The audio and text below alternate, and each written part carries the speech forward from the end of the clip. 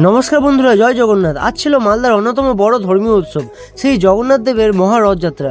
চারিদিকে শুধু ভক্তদের ভিড়, ছোট থেকে বড় সবাই একটাই উদ্দেশ্যে এসেছিল প্রভু জগন্নাথের রথ টানতে এবং তার আশীর্বাদ লাভ করতে। রথযাত্রা শুরু হয়েছিল নেতাজি মোড় থেকে, আর আস্তে আস্তে হাজার হাজার ভক্তের সঙ্গে এগিয়ে যায় পল্লীশ্রী মাঠের দিকে।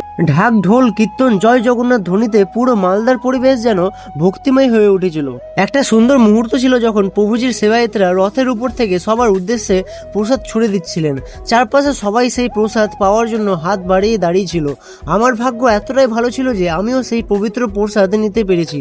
সত্যিই মনে হচ্ছিল আজ প্রভু জগন্নাথের বিশেষ আশীর্বাদ আমার উপর রয়েছে। এরপর একটু সামনে এগিয়ে দেখি অনেক স্বেচ্ছাসেবী এই গরমের মধ্যে ভক্তদের জন্য ঠান্ডা শরবতের ব্যবস্থা করেছেন। আবার আরেক জায়গায় কেক বিতরণ হচ্ছিল, সেখানে এতটাই ভিড় ছিল যে সবাই ঠেলাঠেলি করে কেক নেওয়ার চেষ্টা করছিল। আমিও কোনো রকম ভিড় সামলে একটা কেক নিতে পেরেছি। এরপর ভক্তরা নাচতে গাইতে হরিনাম সংকীর্তন করতে করতে পৌঁছে গেলেন পল্লীশ্রীর মাঠে। জয় জগন্নাথ, জয় জগন্নাথ, জয় জগন্নাথ, প্রভু জয় জগন্নাথ।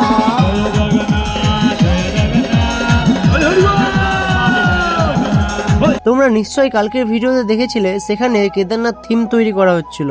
আজ সেই থিম পুরোপুরি সম্পন্ন হয়েছে, আর সামনে থেকে দেখতে সত্যি অসাধারণ লাগছিল। পুরো জায়গাটা যেন এক অন্যরকম আধ্যাত্মিক পরিবেশে ভরে গিয়েছিল। জগন্নাথ দেবের রথযাত্রা শুধু একটি উৎসব নয়, এটি ভক্তি, ভালোবাসা আর মানুষের মিলনের প্রতীক।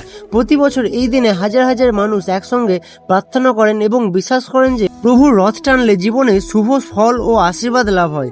আজকের অভিজ্ঞতা সত্যি আমার কাছে স্মরণীয় হয়ে থাকবে। আজকে ভিডিওটি ভালো লাগলে লাইক করবেন এবং পেজকে ফলো করবেন। দেখা হচ্ছে পরের ভিডিওতে। জয় জগন্নাথ।